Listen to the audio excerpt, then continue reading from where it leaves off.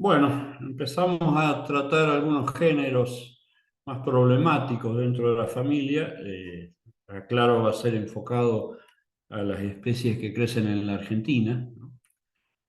Y empezamos por el género Puncia.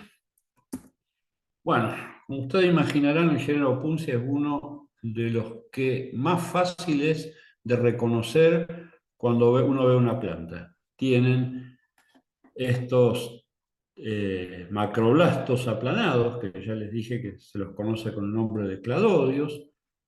Las areolas tienen gloquidios, en algunos casos muchos y muy molestos, como es acá en la foto de la derecha, que es una rama de Opuntia penicillifera. En algunas otras menos, como esta que es Opuntia megapotámica, pero estos señores que están acá, gloquidios o gloquidas, como comentó nuestro amigo mexicano, son las famosas janas y realmente muy molesto. Otro carácter que caracteriza este grupo de plantas es el polen semictectado y reticulado, como mencioné antes. Tiene la exina como si fuera un techo incompleto, o sea, con agujeritos. Y bueno, las semillas tienen un arilo óseo muy conspicuo, el anillo funicular es muy prominente, y es debido a esto que son muy difíciles de germinar estas semillas, tienen un muy bajo porcentaje de germinación, y eso es compensado por digamos, por las poblaciones, por los individuos de las distintas especies con una reproducción clonal muy alta, o sea, reproducción vegetativa muy activa. Bueno, las flores rotáceas, un estamen numeroso y en este caso son irritables, o sea, presentan timonastia en la mayoría de las especies. En cuanto al número de especies, bueno, son unas 150, desde Canadá hasta el norte de la Patagonia. Como mostró Pablo, aparecen casi todos los biomas de América del Sur, perdón, de América. Bueno, sin embargo, son fáciles de reconocer, pero la sistemática es complicada. Hay muchos esquemas de clasificación infragenéricos, la mayoría de ellos artificiales. La frecuente reproducción vegetativa que mencioné antes hace que aparezcan aparentes poblaciones que en realidad son clones, y esos clones pueden fijar algún carácter vegetativo y venir un taxónomo aficionado y describir una nueva especie, como mencionó Pablo recién.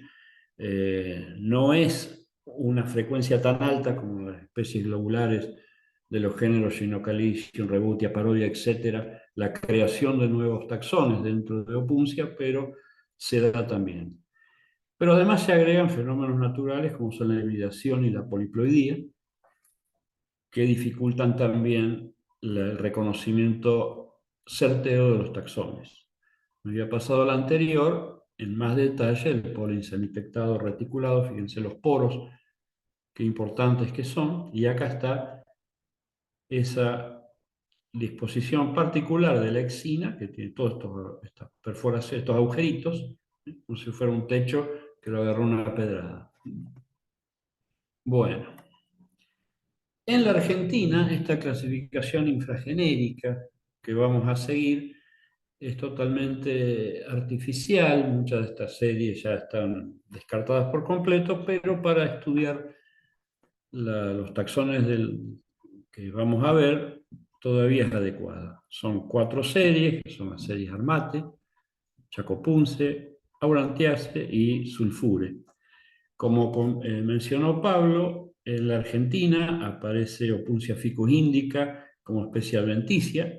Tiene dos formas: la forma del tipo Ficus indica, que es ampliamente cultivada con los artejos prácticamente inermes, y una de artejos muy espinosos y los frutos también espinosos y con mucha acumulación de betacianina, que son la forma amiclea de Opuncia ficus indica, que está silvestrada en Córdoba, en Santiago del Estero, en lugares donde se ha cultivado la especie desde hace por lo menos 400 años.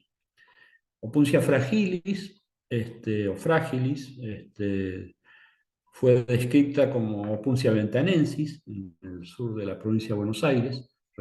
Recientemente se encontró que es esa especie norteamericana silvestrada en esa zona, y también Opuncia penicillifera, que es la que mostré hace ratito, con esa cantidad de gloquidio impresionante, también restringida a la zona norte de la Patagonia, parte de La Pampa, Mendoza, que también todavía los estudios moleculares han demostrado que sí es una especie emparentada con las norteamericanas, pero todavía no está en claro cuál es.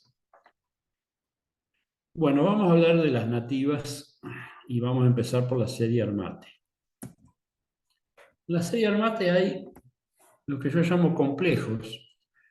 Uno que es el grupo del complejo elata, donde está Opuncia elata con su variedad del tipo y la variedad Cardiosperma, que Pegasini llamó a esas plantas Opuncia chaquensis, y la que hasta hace poco se consideraba una variedad de lata, la Opuncia lata variedad, bueno, obovata, que ahora la reconocemos como especie buena, que es Opuncia rioplatensis. El otro complejo es el de megapotámica, donde está Opuncia megapotámica, variedad megapotámica, la del tipo, descrita como Opuncia prasina por Pegasini, la variedad salagria, descrita como Opuncia salagria por Castellanos, y una que describimos con Carlos Villamil, restringida al sur de la provincia de Buenos Aires, que es la variedad chadigüensis. Y una muy relacionada, que es Opuncia bonaerensis. Y otro grupito, que son dos especies cuya distribución en la Argentina es más bien marginal, en el este, que son Opuncia lechavalati y Opuncia monacanta, que Opuncia monacanta en realidad es espontánea. El área de distribución es el sur de Brasil. Aquí aparece muy cultivada en la Argentina y se escapa de cultivo, por eso no la incluí en esta presentación. Bien, empezamos por el complejo de lata. Estos son todos arbustos erectos y que tanto esta Opuncia elata como esta otra Opuncia megapotámica del otro complejo son las candidatas a Opuncia CP en muchos estudios florísticos.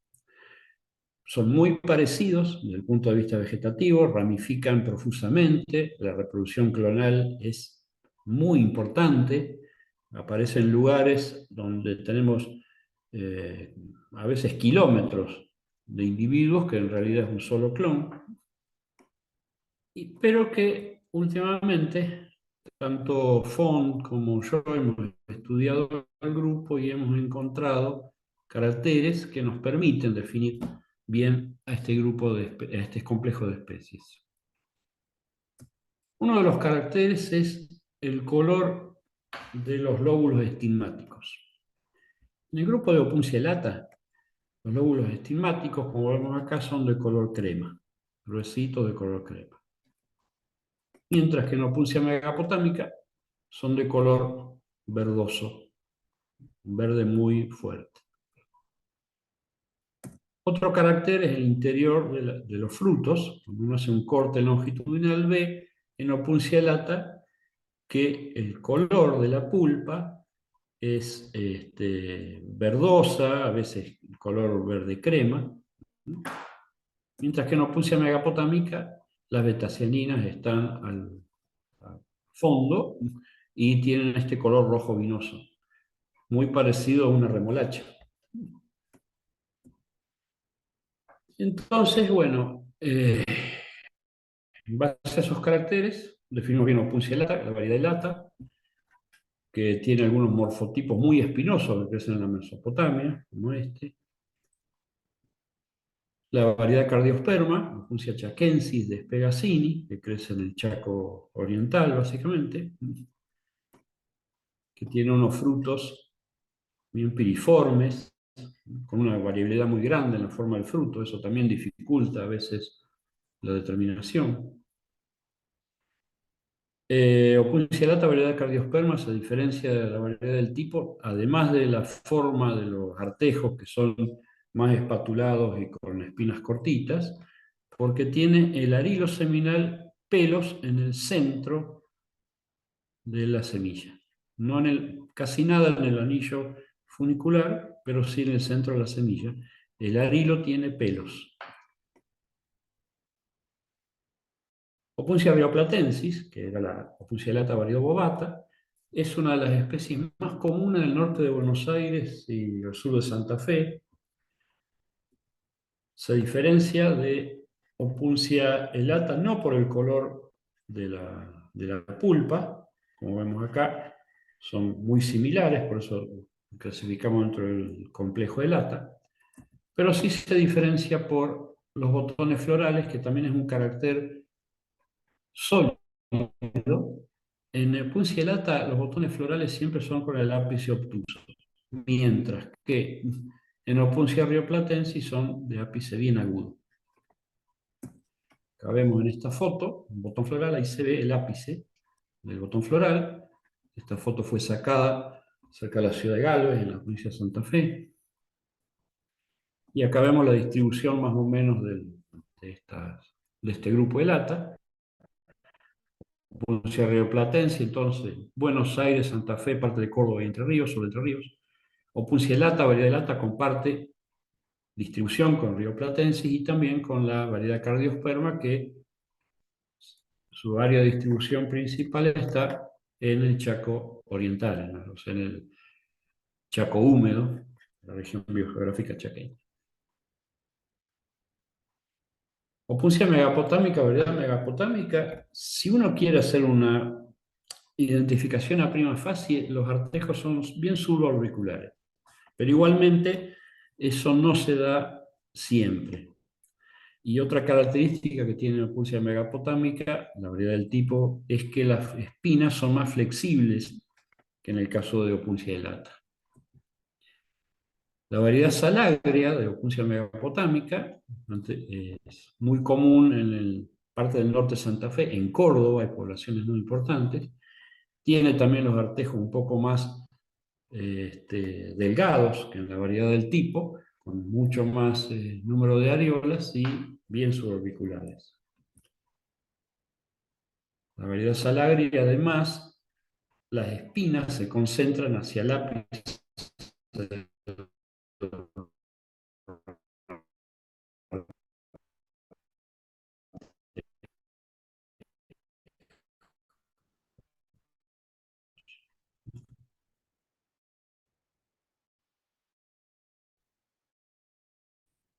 La variedad chadihuensis de areolas salagria, y eso es posiblemente la influencia de la.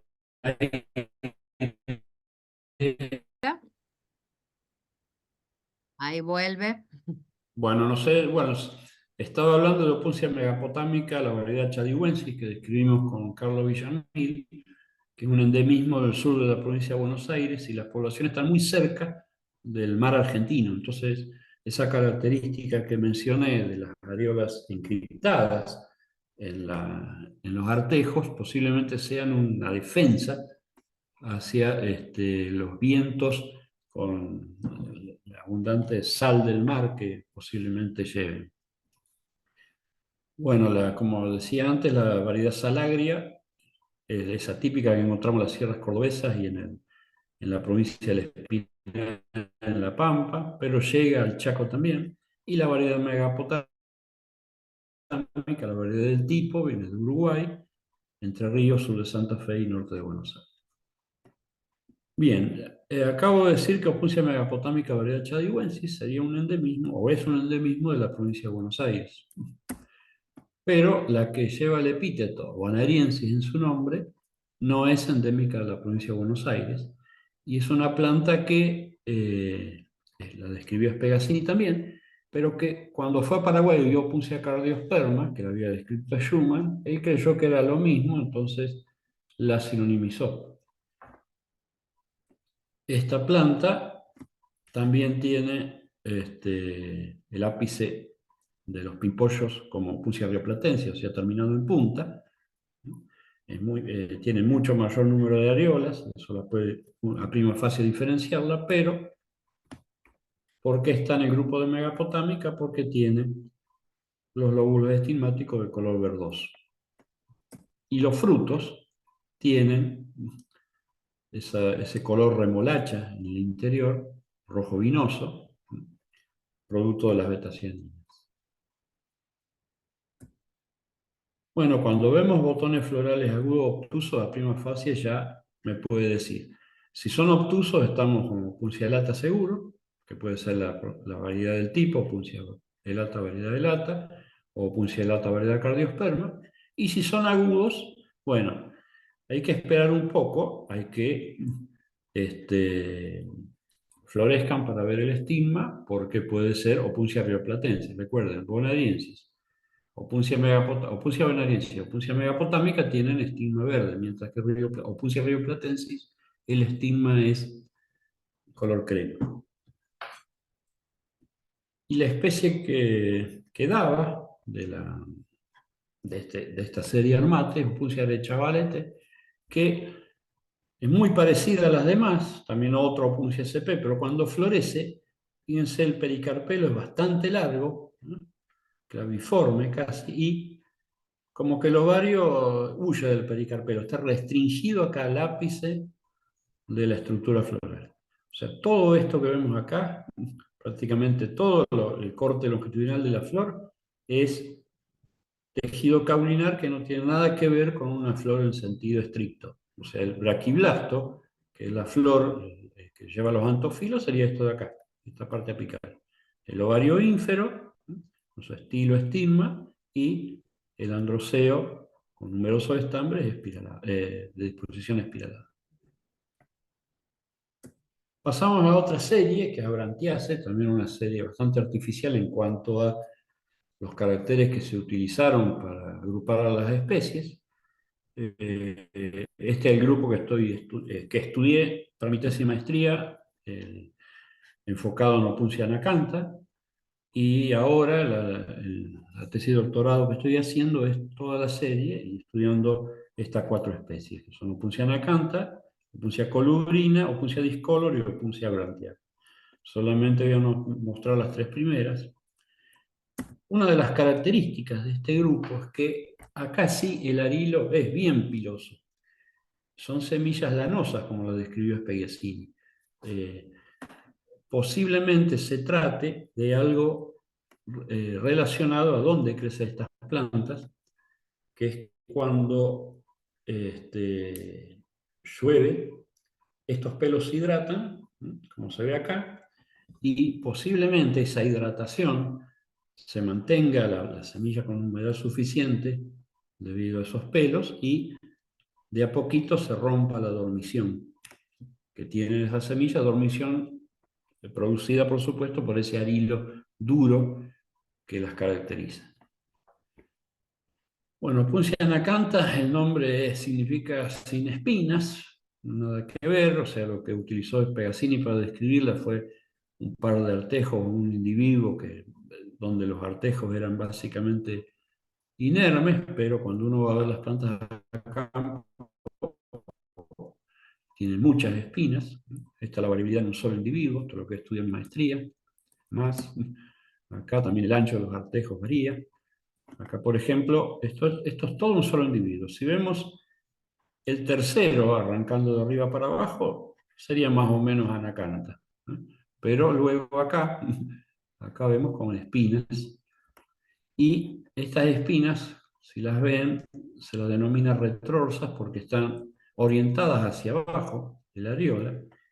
Y es una de las variedades de anacantha que se llama Opuncia anacantha variedad retrorsa, y que las flores son amarillo limón con un estilo muy particular, cilíndrico con base octónica.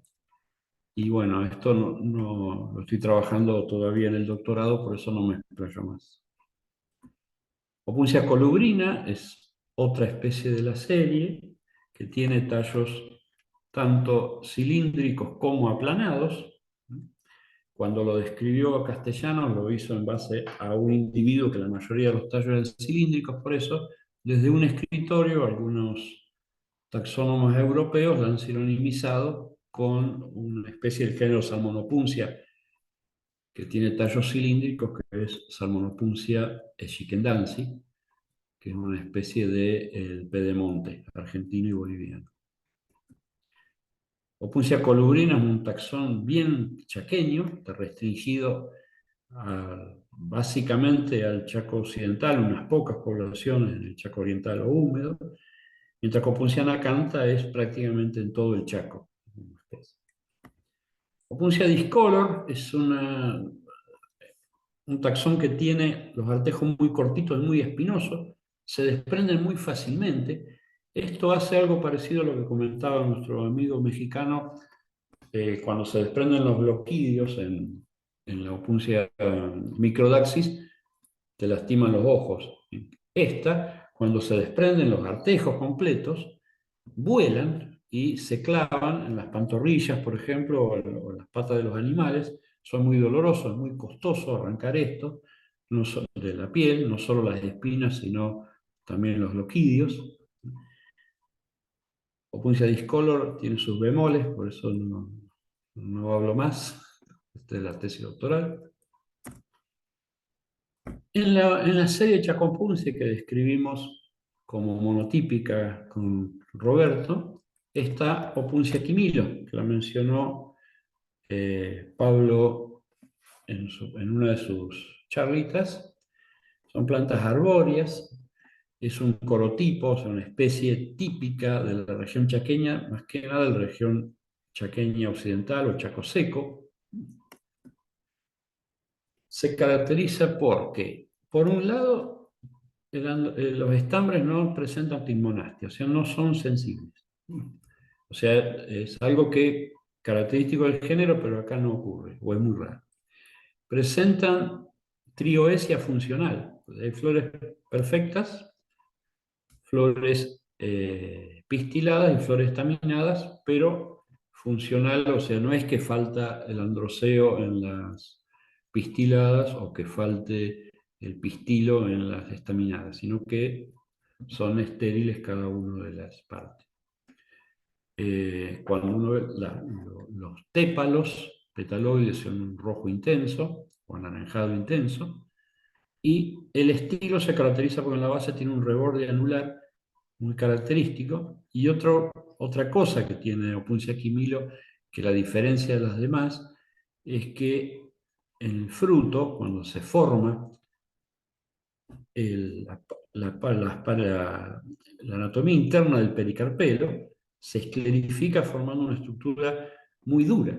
Ustedes prueben de cortar cualquier fruto de opuncia con un cuchillo y no les va a causar muchos problemas, pero que traten de cortar un fruto de quinil y cuesta bastante trabajo a causa de esta estructura esclerificada.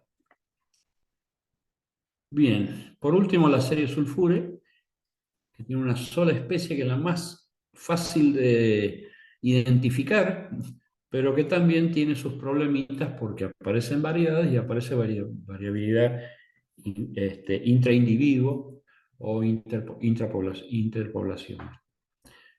Opusia sulfurea tiene tres variedades, la del tipo, la variedad pampeana y la variedad vulpina. Esta variedad vulpina, hasta hace poco se la denominaba Opuncia sulfurea variedad Hildemani, debido a un error que cometió Backever cuando la describió para su monumental obra de Dicactase en la década del 50. Bueno, Puncia sulfurea, le digo, es una de las más fáciles de identificar porque son estos subarbustos rastreros, muy ramificados, invasores, muy espinosos, de color glauco. La más común de todas, o sea, las poblaciones más grandes son las de la variedad pampeana, que van desde de la provincia del norte, el sur de la provincia del Monte, en Río Negro y parte de La Pampa, luego por la provincia del Espinal y entra al Chaco, y hay poblaciones también en el norte de Santa Fe y en Corrientes. Ahora que está Pepe, seguro que la reconoce de la zona de Berna, como una vez la habrá visto, el Opuncia sulfurea variedad pampeana. Y la variedad del tipo es de la provincia del Monte, pero se continúa hacia Bolivia, y la variedad vulpina, que está restringida al noroeste en ambientes digamos, definidos por el esquema biogeográfico clásico de Cabrera y Willing como prepuna. Bueno, ¿cómo se diferencian? Básicamente, la variedad del tipo tiene el fruto, es amarillo verdoso y su interior también. A diferencia de la serie que vimos antes, Abrantiaceae, las semillas son todas glabras, muy duras. La variedad pampeana tiene frutos rojos o violáceos y el interior es apenas púrpura. Hay algunos morfotipos que tienen totalmente blanquecino la pulpa. Y la variedad vulpina, otra vez las betacianinas a fondo, siendo el color rojo vinoso. Acá esto lo colectamos en la colonia San José, en Jujuy, en la letra linda que yo tengo. Bueno, Opuncia sulfurea, la variedad del tipo, es muy común ver los trencitos, pues crecen sobre el suelo de canto y forman como vagoncitos de tren. Acá vemos en la prepuna también, acá están las plantas que va a hablar Pablo del género Trichocereus, pero hacen estas colonias de Opuntia sulfurea. Acá también se ven los trencitos. Lo que les hablaba de la variabilidad dentro de la especie, algunos morfotipos que tienen las espinas muy flexibles y muy numerosas, que lo más probable es que esté relacionado con lo que comentaba Pablo, que son la estrategia para soportar la radiación, como pasa con el género Liocereus. Bueno, la variabilidad, también lo que comentaba Pablo, cuando pierden agua, son como tuberculados los artejos. Hay muchas descripciones que hablan de esto como que fuera lo típico de la especie, pero en realidad son cuestiones fenológicas. Con la variedad pampeana también mucha variabilidad. Por lo general, en la parte basal de los artejos no desarrollan espinas. En la Opuncia sulfurea variedad pampeana es una especie muy invasora en ambientes chaqueños disturbados, para nada en peligro de extinción o algo parecido. También la variabilidad que hay es muy grande. Bueno, y la variedad vulpina, que los artejos son por general bien gruesos. También acá aparecen los trencitos, o sea, no es una característica de la variedad del tipo, eso de crecer de canto, y como un ferrocarril. Y bueno, los artejos son bien gruesos en esto. Bien, terminamos.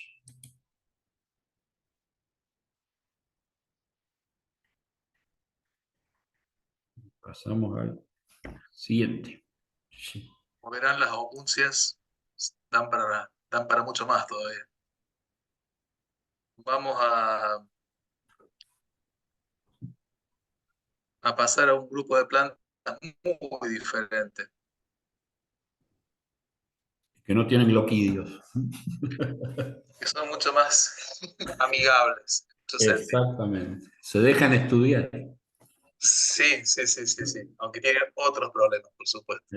Bueno. Vamos a hablar de Hypnocalicium, que es un género importante porque es el que tiene mayor número de especies dentro de Cactáceas en Argentina y representa además un porcentaje importante de la diversidad total de cactáceas en Argentina.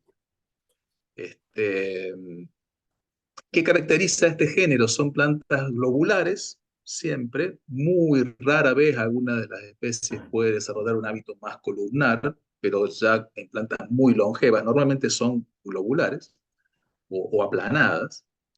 Y la característica más notable cuando florecen es que la flor, como ustedes pueden ver en esta foto, tiene el pericarpelo totalmente libre de cualquier tipo de espina, solo tiene unas escamas notables, ¿sí? No tiene pelos, no tiene nada, es totalmente liso. Por eso el nombre del género, Hypnocalicium, significa literalmente con el cáliz desnudo. Aunque no es estrictamente el cáliz, pero bueno, es la idea de quien le puso el nombre al género originalmente. Así que plantas globulares, con flores, con el pericarpelo desnudo, solo con escamas, pero sin ningún tipo de pilosidad o de espinas. Esos son caracteres diagnósticos para el género. Es un grupo que aún siendo, así como lo estoy describiendo, globulares con estas flores, tienen una enorme diversidad interna, al punto de que también existe una clasificación infragenérica que está basada fundamentalmente en las semillas que presentan estas plantas.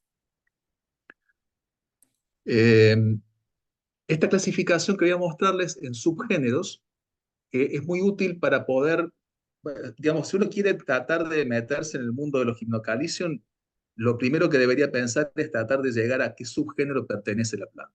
Ya después llegar a la especie es una cuestión, es una cuestión secundaria, les diría, porque si uno ya llegó al subgénero, ya está mucho más cerca de saber a qué especie se está enfrentando.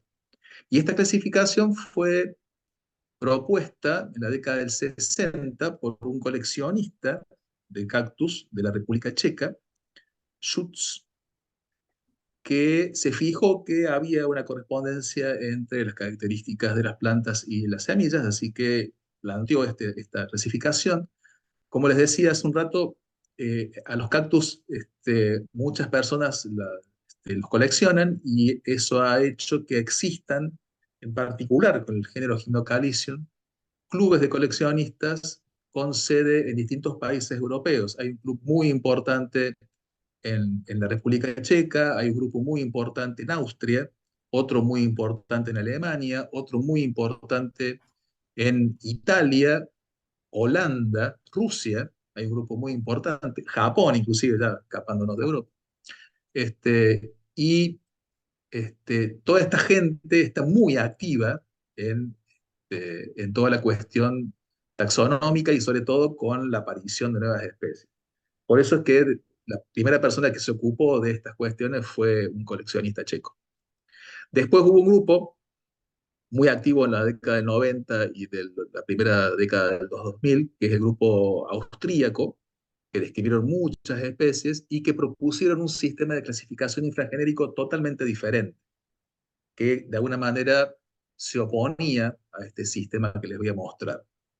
Y ese fue mi trabajo de tesis doctoral, trabajar con recursos, con herramientas moleculares para decidir cuál de los dos sistemas era más natural, representaba realmente la historia de la evolución del grupo, y cuando tuvimos los resultados, quedó claro que el modelo de Schutz era el que funcionaba bien, así que actualmente hay 7 subgéneros dentro de Hypnocalycium que están asociados a los tipos de semilla, y esos subgéneros, salvo uno, son buenos grupos, son monofiléticos, están sostenidos por la evidencia molecular.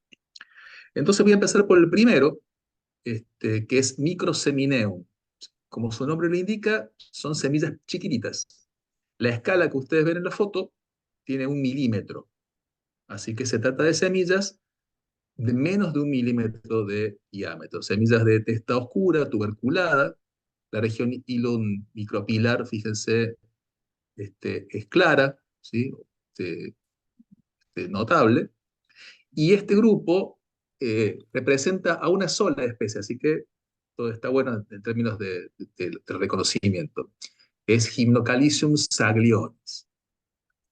Acá en Catamarca le dicen macho corote a esta planta. Es el más grande de los Hypnocalycium y el más basal en la filogenia, lo cual te lo conecta con los géneros este, afines, ¿sí? Que en general son más bien columnares. Esta planta puede alcanzar un porte muy grande, puede ser un barrilito de 40 50 centímetros de altura, puede alcanzar realmente dimensiones muy interesantes y diámetros de hasta 50 centímetros de diámetro.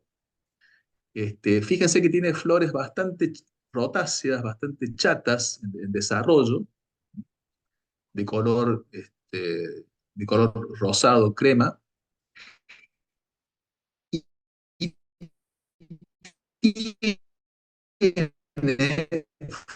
fíjense, comestibles, con pulpa agradable, que lo hace apto para la dispersión por aves y por pequeños mamíferos, lo cual aparece en estos grupos basales. Ya después van a ver que a medida que vamos cambiando de subgénero, van cambiando estas características, ¿sí? Esto representa probablemente la forma más ancestral de cómo eran los gimnocalicios al principio. Y se distribuyen en las sierras pampeanas y subandinas desde la Rioja hasta Jujuy.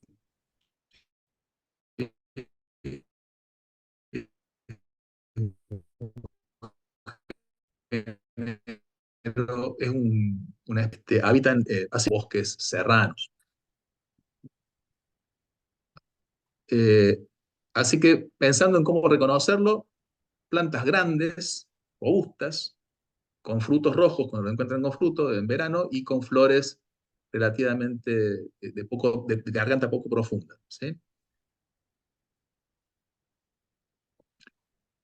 El que sigue es Pirissemineum, que como su nombre lo indica, tiene semillitas con forma de pera, ¿sí? Piriformes. También son muy pequeñitas y es un grupo muy, muy afín a Microsemineum. También son plantas grandes, robustas, fíjense las espinas que grandes que son. Las flores también son todavía flores bastante chatas, con poco desarrollo, y los frutos también son todavía de color de rojo, jugosos, atractivos para aves y pequeños mamíferos que son los que facilitan su, su dispersión. Así que estamos hablando todavía de plantas que tienen características similares. Estas plantas viven mucho en el sur de Bolivia y ingresan a las sierras del noroeste de Argentina, ¿sí? Gymnocalisum flanci es una de las especies características. Este,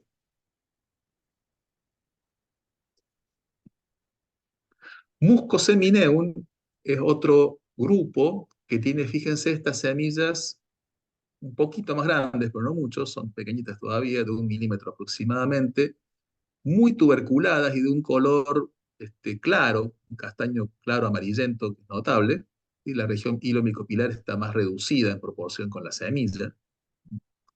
Son como, uno las ve a las semillas, son como pulverulentas, ¿sí? Uno se da cuenta así como que tienen una textura pulverulenta. Y tienen una de las pocas que tiene una característica simple para ver en la planta, es que las flores y los frutos crecen en areolas que no están en el ápice del tallo, ¿sí? Sino que crecen en areolas laterales. Y eso es un indicador bastante inequívoco de que estamos hablando de una planta de este subgénero. En todo Gymnocalcium las flores crecen arriba y en Muscosemineum crecen en los bordes. Así que esta es una forma bastante simple de descartar subgéneros. Fíjense, esto es Gymnocalisum shikendansi, es una especie que avanza bastante por las zonas chaqueñas. Tenemos una zona de dispersión de shikendansi, básicamente, que es centro-oeste de Argentina, y otra un poquito más al norte con Marsoneri, en la zona de Bolivia.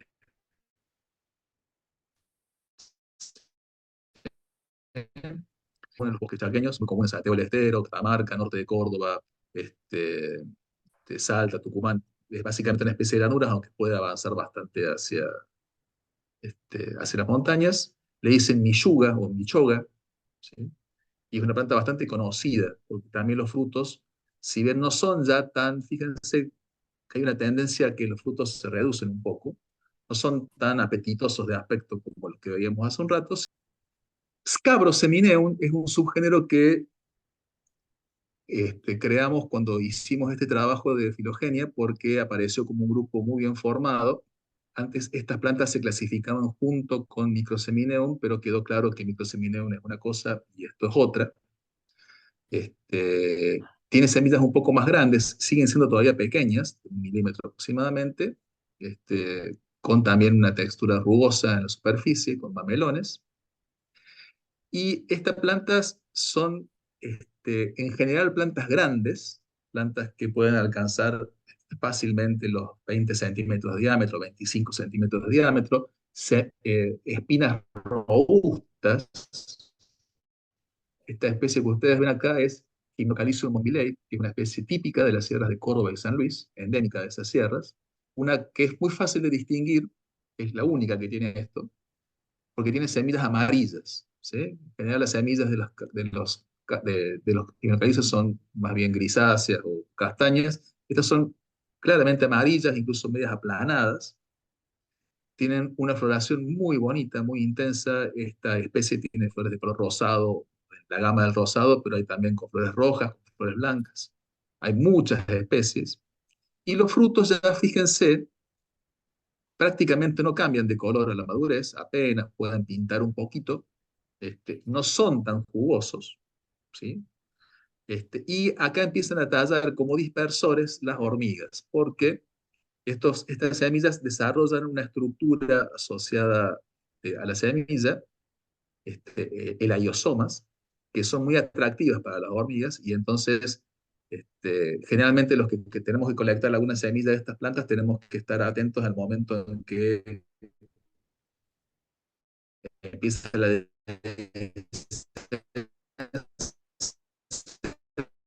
porque las primeras que llegan son las hormigas y son hacia otras formas de dispersión, que es la que va a predominar después. Estas plantas son fundamentalmente de las sierras pampeanas y subandinas también, desde Córdoba y San Luis hasta el sur de Bolivia. Tienen muchas especies, muchas muy, muy bonitas como ornamentales. Y esa que acabo de mostrarles es la más icónica, si se quiere, del grupo porque es muy fácil de ver y Córdoba es un lugar muy visitado. Entonces, si uno va a las sierras de Córdoba y va por el camino de las altas cumbres, por ejemplo, es altamente probable que se cruce con esta planta, ¿sí? Después tenemos muchas en Catamarca, en las sierras de Catamarca también, con flores rojas, que son muy, muy interesantes, y varias especies también en las sierras de La Rioja, donde son también bastante importantes. Eh, una cosa que es interesante de Hymenocalcium es que en general las especies son endemismos bastante restringidos, ¿sí? Este, Salvo Saglionis, que es una planta que tiene una distribución relativamente amplia, y las especies del subgénero Cosemineum, todas las especies de este grupo en particular suelen tener distribuciones muy acotadas. Por ejemplo, Mobilei, Córdoba y San Luis, y no sale de ahí. Saltamos a Catamarca y aparecen otras especies, saltamos a La Rioja, aparecen otras especies, nos vamos a Salta y aparecen otras especies. Esa distribución de especies está siempre restringida a sitios geográficos que en general tienen algún grado de aislamiento. Las sierras pampeanas son en general islas aisladas por llanura y entonces de alguna manera se promueve esa aparición de endemismos, sobre todo porque, como les decía recién, a partir de este grupo, la dispersión ya no es tan sencilla porque no la hacen animales que pueden moverse mucho, sino hormigas que se mueven poquito. Entonces, el movimiento de estas plantas ya es más lento que el de plantas dispersadas de otra manera. Macrosemineum es un grupo problemático todavía porque es el único que no es un grupo natural, sino que agrupa a muchas especies con semillas grandes. Fíjense cómo cambió acá la relación de la escala. Son semillas que tienen 2 milímetros, a veces bastante más de 2 milímetros de tamaño. Son semillas grandes, de testa más lisa, brillante, oscura, con una forma que recuerda un poco a un casco militar. Y son plantas que están restringidas a el este del cono sur. Básicamente prosperan en el Uruguay y el sur de Brasil, con algunas especies en Corrientes, Entre Ríos y un grupito de especies en Paraguay, ¿sí? Es interesante porque hasta ahora, ustedes notaron, todas estas plantas estaban en el este, en el oeste, y este es un grupo que salta al este, lo cual desde el punto de vista biogeográfico es muy curioso y todavía estamos detrás de una explicación de por qué eso.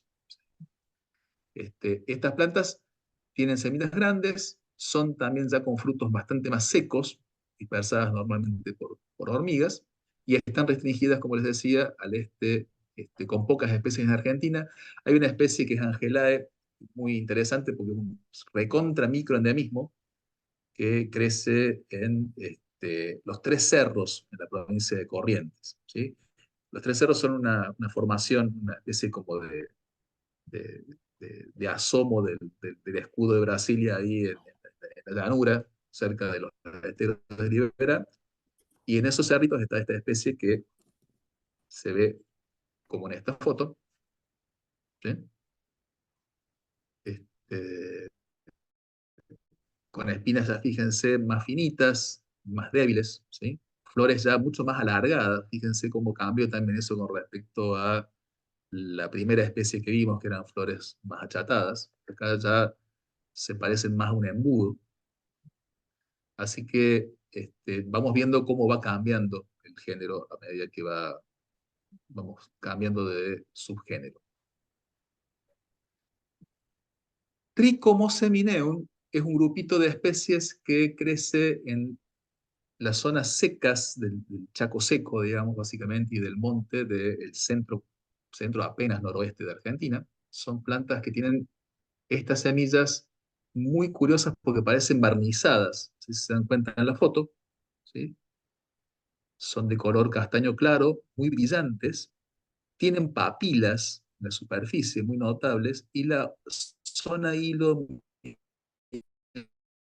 es muy gruesa y de color blanco, también con esas formitas, normalmente de colores medio veces las perdemos de vista. Esa planta que mostré al principio, como ejemplo de plantas que se deshidratan y que se pierden, pertenecen a este subgénero, de hecho. Y ya el fruto, fíjense, ya es un fruto fusiforme, muy seco, que cuando se abre, deja ver a las semillitas que se pueden separar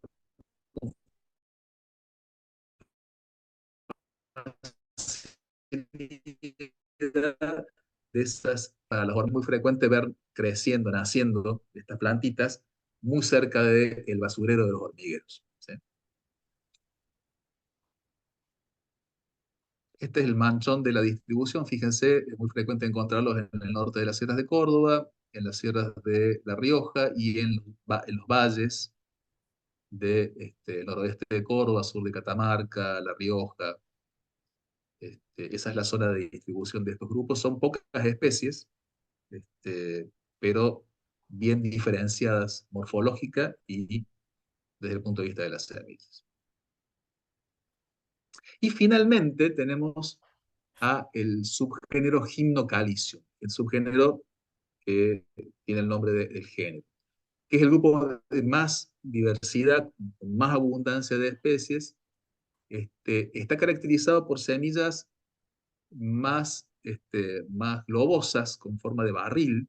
La zona hilo micropilar no es tan notable como veíamos hace un ratito, y siempre tienen esta cutícula por encima de la semilla, que es bastante fácil de ver, como uno las ve incluso a campo las plantas, entonces uno puede rápidamente saber que pertenecen a este grupo.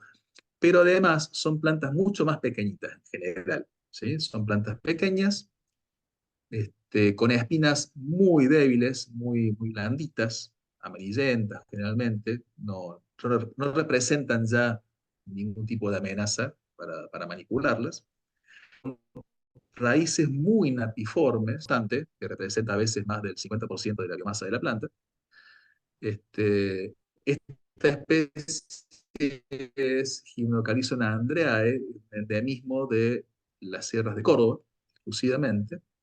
Y ya los frutos son frutos muy pequeños, muy secos, dehiscentes, normalmente por una rajadura, y son dispersados prácticamente exclusivamente por hormigas. Así que ya acá está como muy desarrollado este síndrome de dispersión en todas las especies de este grupo. Este grupo es otro curioso desde el punto de vista biogeográfico porque tiene tres áreas de dispersión. Uno que es también las sierras centrales y del noroeste de Argentina. Llega nada más que hasta Catamarca, no avanza más al norte como Escabroseminum. Otro núcleo en la Mesopotamia y un área muy importante de dispersión que abarca las sierras del sur de Buenos Aires y buena parte de la costa patagónica, que es una especie muy importante. Así que este es otro rompecabezas biogeográfico interesante que también está se está tratando de averiguar por qué esta dispersión, esta distribución. Este, Dentro de este grupo, como les decía, existe la mayor diversidad de especies. Una vez que uno llega al subgénero, ya uno ha caminado el 50% largo de, la determinación de qué estamos viendo, ¿sí?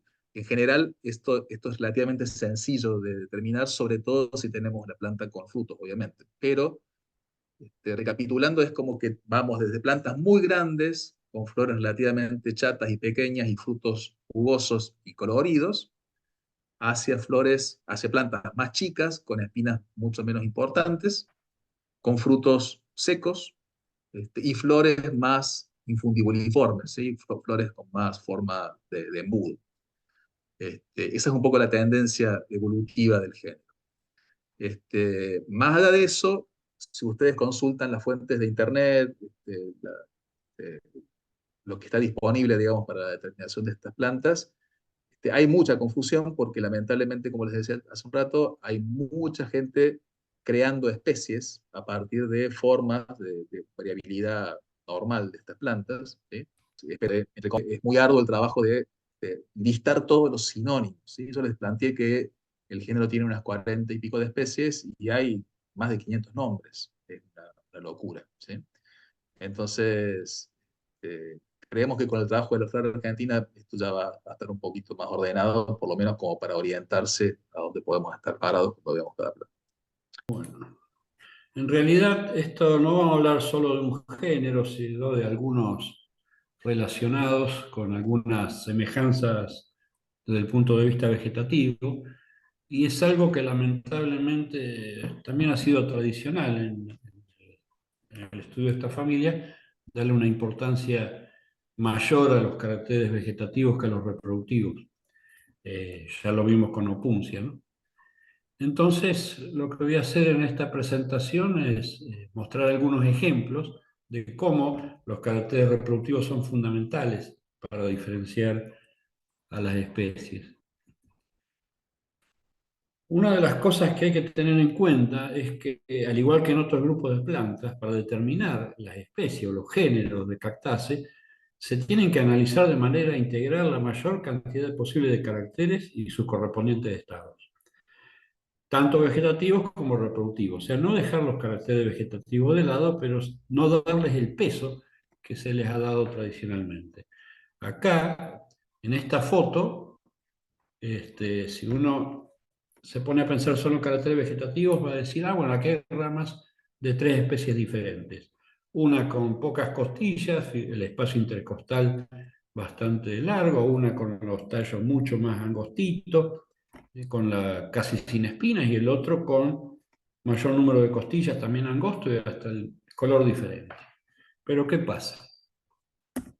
Esto que hemos visto sobre la mesa es de un mismo individuo de una especie que se llama Arricia bonplandy, que es una especie de distribución básicamente chaqueña y que me está diciendo que para estudiar este grupo de plantas, cuando uno va al campo debe registrarse la mayor cantidad de características posibles. Les comento, en la descripción de esta planta, el punto de vista vegetativo, dice tallos con 3 o 4 costillas, la distribución de las espinas, el espacio intercostal muy ancho, profundo, y cuando uno va a la descripción de otra especie del mismo género que es Riccia pomanensis, dice mayor número de costillas, menor espacio intercostal, que es lo que se ve acá abajo. Entonces, uno cuando anda por el campo y no ve flores y ve esto, la parte basal, lo puede registrar como Riccia pomanensis. Y en realidad es el mismo individuo que va cambiando la morfología de sus tallos, de su eje caulinar. Muchas especies también, desde el punto de vista vegetativo, son similares. Acá vemos dos. Esta foto, la de la izquierda, es el escaneo de una vieja foto de papel, por eso la resolución mala. Uno lo ve acá, a estos dos tallos, y está diciendo, ah, son diferentes. Pero cuando uno se mete en el campo, en medio de un sotobosque, por ejemplo en el Chaco, y aparecen colonias de esto, es muy difícil distinguirlas. Si ustedes ven acá, el espacio intercostal, la distancia entre las areolas es más o menos la misma, la morfología es similar. Pero la de la izquierda pertenece otra vez al género Arricia, que se caracteriza por tener frutos con las escamas persistentes, o sea, las escamas que habíamos mencionado del pericarpelo, que en realidad serían brácteas, persiste en los frutos de este género, de las especies de este género, que a su vez pueden ser espinosos o no, como vemos abajo, y de paso aprovechamos para mostrar tres de las especies, Arricia martini y Arricia tortuosa, tienen en las areolas de los nudos del pericarpelo, desarrollan las espinas. Esto puede ser una estrategia de defensa contra depredadores, pero se han fijado como carácter. Mientras que en Arricia pomanensis, que es la especie que no mencionamos, o sea que mencionamos sí, pero que los frutos no tienen espina capitudinal, por lo que son frutos. La otra, o sea, si volvemos a esto que veíamos acá, es muy parecido a ese ejemplar de Arricia, en este caso es Arricia pomanensis. Cuando vamos, vemos que el fruto es totalmente liso, o sea, no persiste absolutamente ninguna escama del pericarpelo. O sea, el pericarpelo es prácticamente un entrenudo bien largo. Y este fruto liso es totalmente diferente al que vimos antes y pertenece al género Montbillea, esta especie. Y esa especie es Montbillea farnosperma. Acá, en este caso, el fruto es liso, pero alguna escamita queda, ¿no?, de lo que era el pericarpelo. También hay, bueno, hay diferencias, que el fruto es truncado, los otros no, pero también se abre longitudinalmente esto cuando llega a la madurez. Otro ejemplo es acá. También acá vemos sobre una mesa los dos y tenemos que, si bien son parecidos, podemos ver que las costillas son más anchas, el espacio intercostal, que las espinas son más largas acá, ¿no?, y el color de los tallos. Pero cuando estamos en el sotobosque, podemos decir tranquilamente que la especie de la izquierda es la de la derecha. La de la derecha es Montbillea cavendishi. Bueno, por un lado, entonces, Trichocereus tiene el pericarpelo del tubo con muchas escamas, las axilas son densamente pilosas, mientras que en Montbillea el pericarpelo y el tubo tiene pocas escamas y las axilas son casi glabras. Casi glabras porque hay algunas veces desarrollo algunos pelitos. El fruto también, ya van a ver en Trichocereus los frutos son pilosos, mientras que en Montbillea los frutos son lisos. Y como dije antes, cuando son dehiscentes por una rajadura longitudinal, lo mismo que pasa con Arricia que vimos antes. Especies de Montbillea fueron clasificadas también artificialmente en base al hábito arbustivo.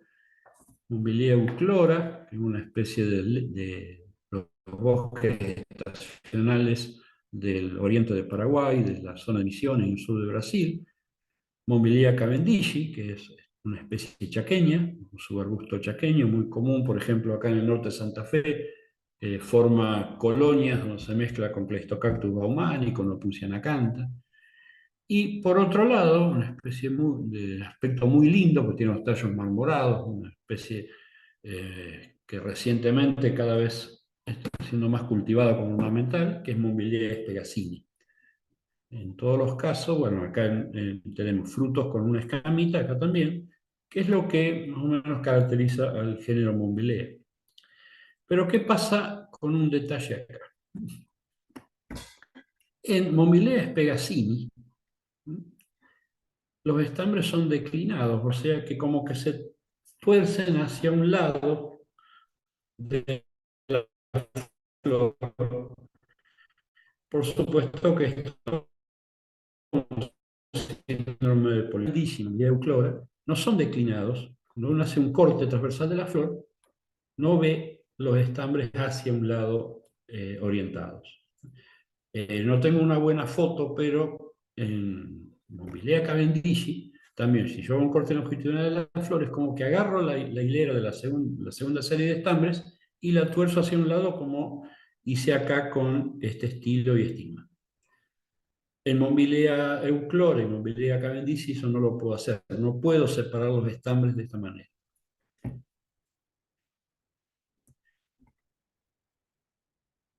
También tiene frutos lisos, dehiscentes por una rajadura longitudinal, la especie del género Cereus.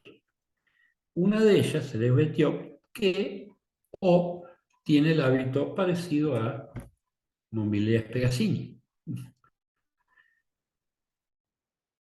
Cereus etíope es el archón, es un Cereus arbustivo o a veces pequeños arbolitos, pero muy pequeños, que se llama así por las espinas negras, Cereus etíope, y por Etiopía. Y es una especie característica de la provincia del Monte y parte del Espinal. Pero en Cereus, cuando uno habla del género, las especies siempre las ubica como arbolitos o árboles. En el este, en la zona de los bosques estacionales misioneros del este del Paraguay, crece el Cereus estenogonus, una de las pocas especies de cactácea que tiene un holotipo, que fue coleccionado por Hasler en el siglo XIX. Este Cereus estenogonus, muy ramificado, las costillas bien profundas y pocas, y también frutos dehiscentes por una rajadura longitudinal. Pueden tener exteriormente color anaranjado o violáceo, pero siempre la pulpa es blanca en esta especie. Son poco espinosos, Cereus estenogonus, para diferenciarlo de otro que vamos a ver ahora. Y bueno, y estos frutos acá como que se adelantaron, se están abriendo antes de madurar. Cereus uruguayano es una especie descrita por Roberto, muy común en el sur de Brasil y en Uruguay. Aquí entra marginalmente, de la zona de Entre Ríos, parte del noreste de Buenos Aires, y una especie muy cultivada como ornamental en la Argentina.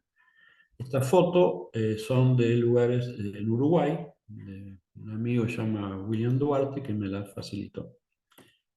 Cereus uruguayanus tiene la característica que los frutos son dehiscentes, pero por 2 o 4 rajaduras longitudinales. O sea, se abren como una flor. Esta foto la vemos con muy poca resolución porque tiene su historia.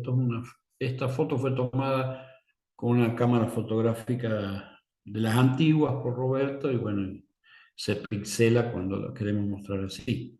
Pero es la única que, justamente anoche me la mandó, la única que tiene donde se ve bien el fruto que se abre así con las 4 rajaduras longitudinales. Y Cerco Forbesi, que es el núcleo, una especie típicamente chaqueña, está en todo el Chaco, desde la zona del Chaco árido, en Catamarca, La Rioja, norte de Córdoba, en Santiago del Estero, en Tucumán, en el este de Jujuy, sigue en Bolivia, en el oeste de Paraguay, y también en el Chaco Oriental, en la zona de, por ejemplo, acá, Pepe enseguida va a reconocer el lugar, esto es en Las Gamas, en el norte de Santa Fe, donde las plantas más gráciles, digamos, con los tallos más angostos. Y esto se lo ha confundido muchas veces con Cereus estenogonus. Pero, a diferencia de Cereus estenogonus, Cereus forbesi tiene el fruto púrpura o purpúreo en la pulpa y también muy espinoso, a Luis, diferencia de... ¿Sí? ¿te puedo hacer una consulta? Sí, dale. Fíjate el diapo anterior, donde mostrás el interior el fruto. No Sí, sabés que yo lo he fotografiado así con ese color violáceo hace mucho tiempo atrás, y después todos los frutos que hemos encontrado tienen una pulpa blanca, ¿no? sí, pero Eh, debes... y, Sí, y vos- Pepe, conviven, ¿eh? Cerebro estenogono con com- Forbes en el ah, mundo de Santa Fe. podés encontrar de las dos formas, Sí, y sí, es lo porque mismo. Vos tenés en el norte de Santa Fe, tenés bosques estacionales también, o sea, mezclado con los bosques chaqueños. Pero Y digamos, Cereus forbici puede tener pulpa, el fruto puede ser pulpa de este color o si no blanca también. no, no, es de No, este color. El que es blanco, el que es Forbesi es blanco es Cereo solamente... Estenogón. El Cereo Estenogón no es el color blanco. Ah, Acá hay algo declinado. Para arborizar las flores, el problemita de unos escarabajos, no sé el nombre, pero que por lo general estas flores abren toda la noche. Cuando uno va a colectarlas a la mañana, está llena de los escarabajos que le han comido media flor y se oxidan también fácilmente, como vemos acá, esta flor ya marchita. Bueno, en Cereus, el pericarpelo no tiene o tiene muy poquitas escamas, de ahí después el fruto liso, ¿no?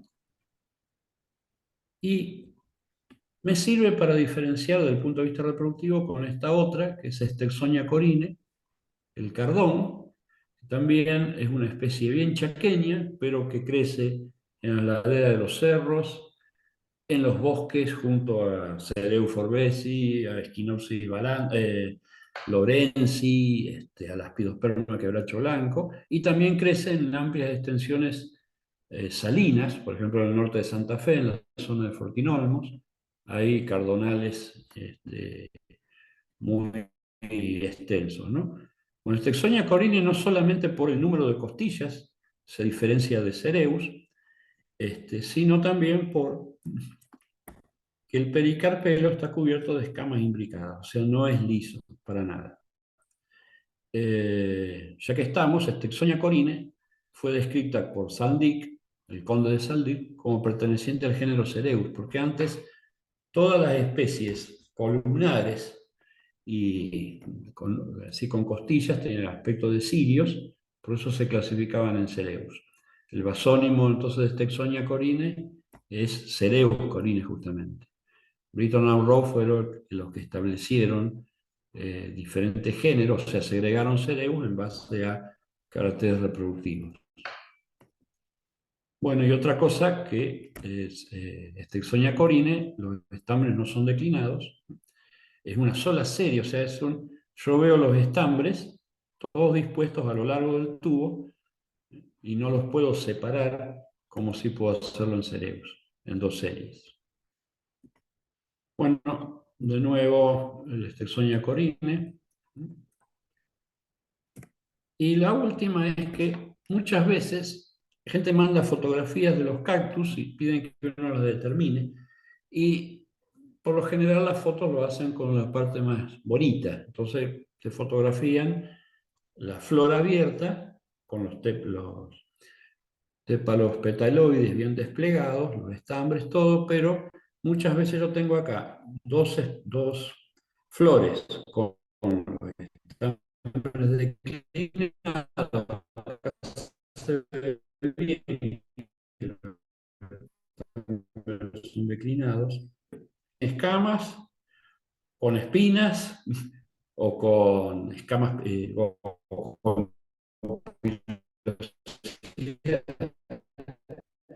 entonces, para que te identifiquen un cactus, por favor, fotografía la mayor parte posible de la estructura floral.